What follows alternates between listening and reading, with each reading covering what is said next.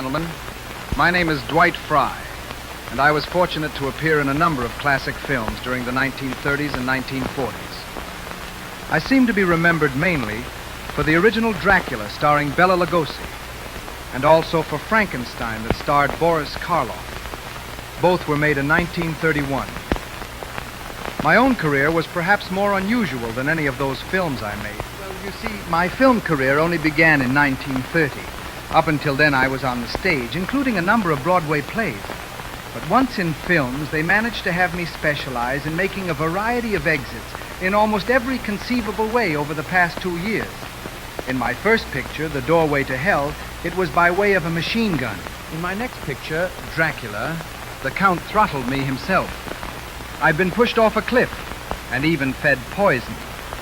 In The Murder of the Circus Queen, the picture I finished just before coming out here to San Francisco, I made my departure by diving off a trapeze in a moment of despondency.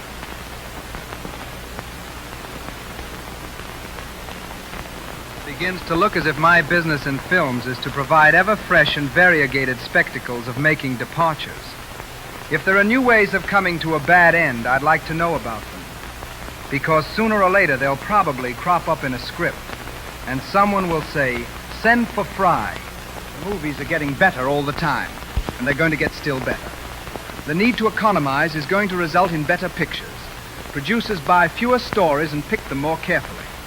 In order to cut the salary expenses, a story is whipped into shape well before shooting starts, and not during the course of filming. Why, I can remember some of the first pictures I acted in that were finished by the writers just 24 hours ahead of the shooting of the last scene. That's all changed now. No director starts a picture without knowing very well how every scene is to go. I admit that I did not care to enter the theater humbly, behind whiskers, as an aged character, or carrying a spear in Shakespearean productions.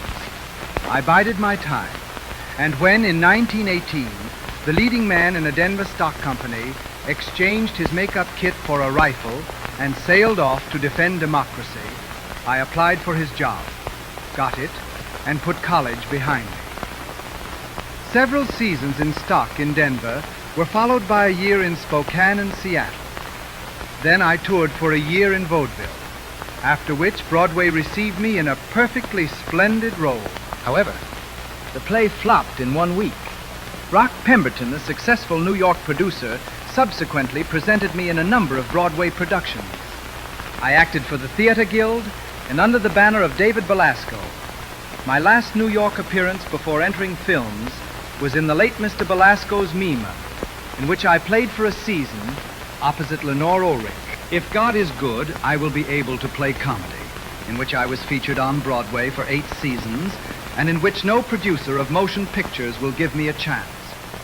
And please, God, may it be before I go screwy, playing idiots, half-wits, and lunatics on the talking screen.